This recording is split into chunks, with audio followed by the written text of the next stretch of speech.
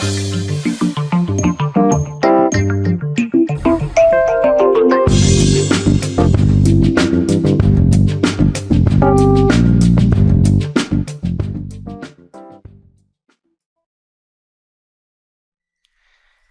chess friends, this is FIDE Master Valery Lvov, and in the lecture today I would like to start a new series of lectures on the modern approach to the gambits. In fact, the gambits are the most beautiful and most exciting opening systems that exist. So a gambit literally means an opening system that offers a sacrifice of one or two pawns, or sometimes even more, in order to gain some tempos and of course develop an initiative. So literally when one player sacrifices some pawns and the opponent takes the opportunity to win them, he's losing a couple of very really important moves, and those tempos that the one player is getting, he can use to, of course, strengthen his threats and make a lot of more problems. So the modern gambits, as Grandmaster Richard Reti once said, are really a big source of beauty, bravery, and exciting examples. So all the young and beginner players should always try to learn and combine to play open games and gambits before to learn the major concepts of the positional play. So the gambits, as Capablanca also mentioned, are the most beautiful opening of the romantic chess.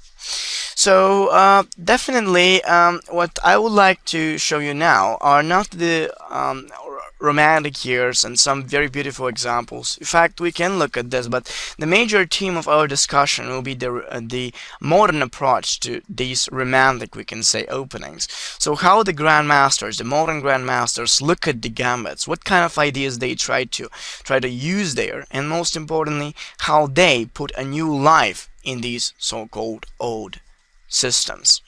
So first of all, I would like to start today with a game played by Garry Kasparov, the greatest player of all time, and of course the current world champion Viswanathan Anand.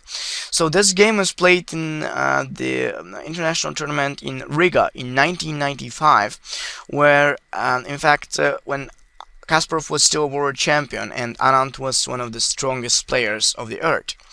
So Garry Kasparov says that in this game he decided to use something very interesting, and this was a gambit variation in the opened game with e4, e5, knight f3, knight c6, that is named after the great United States analytician Wilhelm Evans. So particularly the Evans Gambit contains a couple of very interesting ideas that can even be used in our time, and this is why we can say that this is one of the most exciting and in the same time positional gambit schemes at all time. So Kasparov said that this system is also giving white a very good initiative and creating many kind of problems. So this is the reason why he chose that. In fact, it starts after first e4. Black continues with e7 up to e5.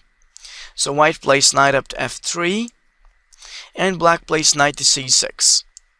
After this is played, of course, white proceeds with bishop f1 to c4, and black plays bishop f8 to c5.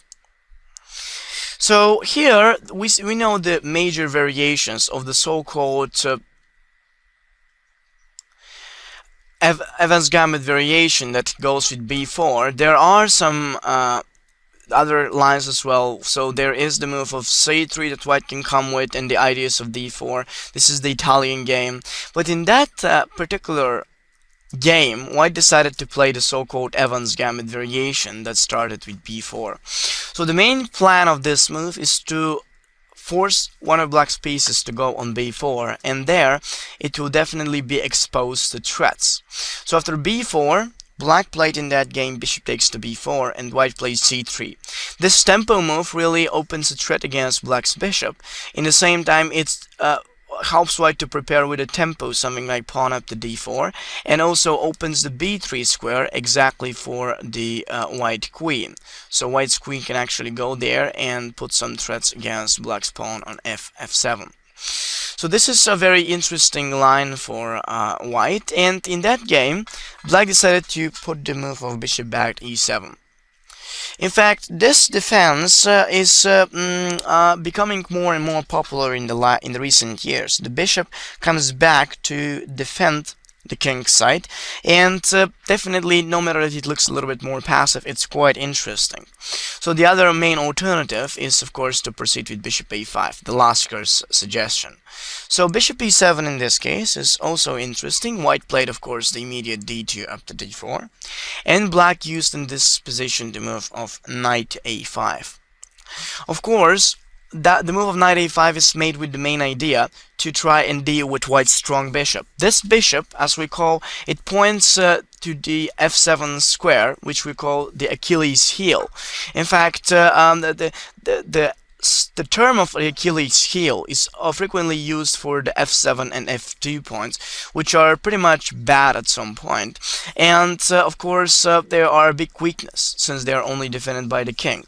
So with the move of knight a5, of course, black's main intention is to hit on the white bishop, that is hitting on the so-called Achilles heel, the weakest point in black's territory, and that way he will lose some initiative. For example, now black is offering back white to take the pawn with knight takes to e5, but then in case of knight takes to c4, knight takes to c4, and then a simple move like pawn up to d5, definitely black will break in center. So after e takes to d5 and queen takes to d5, black is getting very comfortable equality.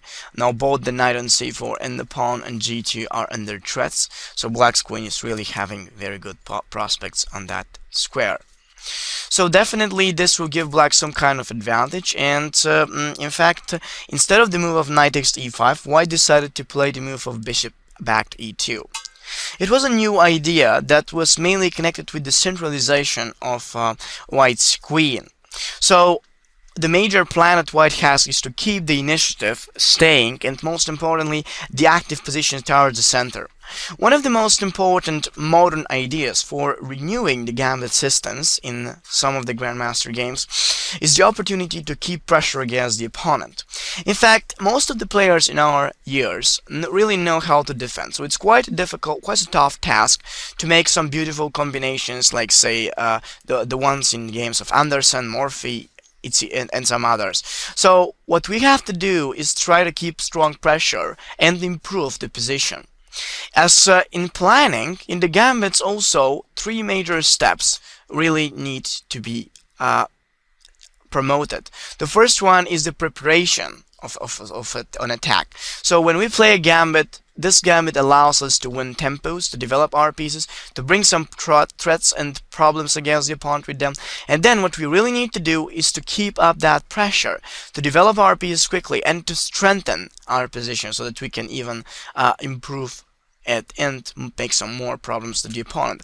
Once we do it, once we strengthen our pieces and pressure, we're already set to think about combinations and any kind of moves with which will actually make unstoppable problems to the opponent. So the move of bishop to e2 is very logical, and now black decided to play e takes to d4. That looks to be the most principal move. In fact, if black decides to keep the pawn on e5 with something like pawn to d6, the easiest for white is to play in this position queen a4 check, and after pawn to c6, d takes to e5, d takes to e5, and knight takes to e5. Of course, white wins one pawn, and after knight f6 and castles, no matter that the material is equal, I think that white has better chances because of his most active position, and we know that each side that has more pieces towards the center always keeps better alternatives. So both the knight and the pawn are making white's pressure there very strong, and he keeps an advantage. So that's the main thing. And after the move of bishop to e2, black has to go with something else. What he did, what Anand did in this game, was to exchange. So after bishop to e2, black took on the d4 pawn, and white used to take on d4 with his queen. A new idea. So instead of a strong pawn center, white is creating a piece pressure against black's king side of the board. So now black has to be quite careful. In fact, he wasn't such a careful, and he chose the move of knight f6, which really looks a very good alternative. In fact, I think that black had already to think about some moves like king f8 or something like that. I know that it doesn't look so good, but it was the main continuation. After knight f6, no matter that it looks good, white is getting an immediate chance to strengthen his pressure, beginning with the move of e5. Now from this moment on, white is creating threat after threat, and he's just beginning with the initiative against black's position. Remember that one of the major concepts of a successful play in a gambit line is every move to connect every move with the improvement of our play, and each of our moves should somehow contribute to our major plan. This is to, of course, create some problems to the opponent's development and make him delay his own activities. So after the move of e5, black chose to bring back the knight, which was put really in a bad position at the edge of the board. So knight to c6 was played, and now white brought his queen to the end and played queen h4. Queen h4. So we see that black is forced to really retreat that knight from f6. He chose the move of knight d5, which looks a good alternative because black is putting that knight in the center. But really, if we think about this, we can see that black's king side, especially the pawns on f7 to g7 and also h7, remain without sufficient protection.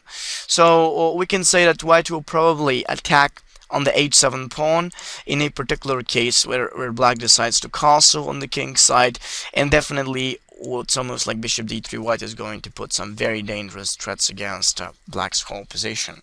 And that's the main thing. So after the move of queen to h4, knight d5, white simply brought his queen on g3, creating now a threat against g7. Black used g6, of course. Castles will leave white with a resource of bringing the bishop up to h6 immediately and making some strong threats against g7. So black is going to lose his rook on f8 once he removes the g7 pawn. And for this reason, after the move of queen to g3, black decided to do something else. Immediately once this move was played, he decided to play the move of g6, and it left white with an opportunity to castle. Now we see that already white has everything set, except the queenside piece. Everything is set to begin certain threats against black. Now in the process of attacking, white is going to develop the queenside pieces. Now remember that in the gambit variations, the time is really of a great importance. So what I can suggest you to think about is to develop the major part of your pieces, like castling the queen out, and eventually some of the minor pieces like some knight and bishops. And then about the other part of the pieces, we can think about developing them in the process of our attack. So we put some problems, we keep the pressure, and in the process, when the opponent thinks how to defend, we are developing the rest of the pieces. But this only happens in gambits, because in gambits we have these opportunities to use such an approach with success, since we have that initial initiative and some very good resources. So after the move of castles at this moment, black put his knight back on b6 so that he can avoid that one to be threatened, and white simply played the move of c4 at this spot. Of course, we see that white has the intention to bring out the bishop on b2, from where it will really have a very good activities towards the a1 to h8 diagonal. So after the move of pawn to c4, black played pawn to d6, and white used the simple move of rook up to d1, immediately pinning on the d6 pawn. Of course, now black's position seems a little bit awkward. What should he play? Now this pawn on d6 looks pinned, and I cannot really say what kind of resource it will be best for black to take advantage from. What he decided to make in this case was the move of knight back to d7. Now this move doesn't look too good, but if we see what are white's threats in this position, like c5 and everything, we see that practically black is forced to go this way, knight d7. And now white is continuing with the initiative, bishop up to h6. So this move, of course, prevents any resource for black to castle. f6 is now taken, so black's king cannot pass. And this move also sacrifices a second pawn, which is, of course, a necessary condition for the continuing of our attack. Remember that in the gambits, the pawn don't really matter so much. What really matters is to prevent the opponent from making his own development and hiding his king in a faster way. So this is the right approach. Bishop to h6. Of course, black decided to capture on the e5 pawn. Knight c6 takes to e5. And in this case, white simply continued with the opportunity of knight takes to e5. And once black recaptured with the other knight, knight takes to e5, we say that black is somehow trying to keep the d file closed by his d6 pawn, but right now white simply continues with knight to c3. The pressure against black's position is quite relevant. In fact, the king still doesn't really have a good square where to hide, and if he thinks about the long castle, it will still really need a couple of more critical moves to get his castles complete. So after the move of knight c3, black decided to make f6. This move connects a very interesting idea for black to make an artificial castle while removing his king, then putting the rook in front on e8, and then putting the king back to g8. So this is the square where black's king can feel more safe. Unfortunately, this move allows white to use the tempo and definitely to begin opening up files. One of the most important approach for an attack is to open up files against the opponent. That's why we shouldn't really be thinking about the pawns. c5 comes, of course, black cannot take because of the pin. The knight came back to f7, and now white simply exchanged. C takes to d6, c takes to d6. So currently we see how black's bishop on e7 is totally stuck over there. The knight on f7 is quite passive, so it's a real time for white to strike with the concrete threats. The move is queen up to e3. So particularly now there is the defense of the h6 bishop. Black's king is remaining in center, and after black exchanged on the bishop, knight takes h6, queen takes h6. White is intending within the next few moves to play bishop c4, knight d5, and to use that e file to put a lot of threats, mostly against the bishop towards the king. So he played bishop back to f8, and this was just a desperate decision. All of black's pieces, it's a unique situation. All of black's pieces right now, both bishops, both rooks, the queen and king, are put in the back rank. So we see how white is simply dominating with his own resources against black. The move which he played was the simple queen to e3 check, and of course we see that particularly if something like queen to e7 follows, this queen will be put exactly on the same rank where black's king is. So something like bishop to b5 check and then removal of the queen would have created the threat of rook e1, and black would have lost a couple of more tempos that would have definitely be decisive at this point. So after the queen to e3 check, he tried to run with the king f7, and then white continued with the simple knight up to d5. The knight is really remaining on a threatening square at this point, and now black cannot really defend. He played the move of bishop up to e6, which looks interesting because it attacks on the knight, and black is intending to exchange it next move. But the thing is that after the move of knight f4, queen to e7, the only chance for black to defend the bishop, and the simple move of 25, rook to e1, black resigned. The material losers are practically unstoppable. So if black plays something like, say, the move of bishop to f5, white simply gets the idea of bishop up to c4 with a check, and we see that no matter where the black king goes, he's losing. So if he goes on g7, white's easiest way is to win a piece with queen takes to e7, bishop takes to e7, and rook takes to e7 check. So where black's king retreats, it doesn't matter. White will just capture on b7, winning a pawn. And definitely if he goes with king to e8 in case of bishop c4, white will just retreat his queen like on d4, making an immediate pin against the queen to the king, and white of course wins right on the spot. So this game was one of the most interesting between Kasparov and Anand, and it was played in the final the final game of their final match for the World Championship in New York in 1995. So this victory actually gave to Kasparov the opportunity to take a sixth world title and definitely to win the whole match.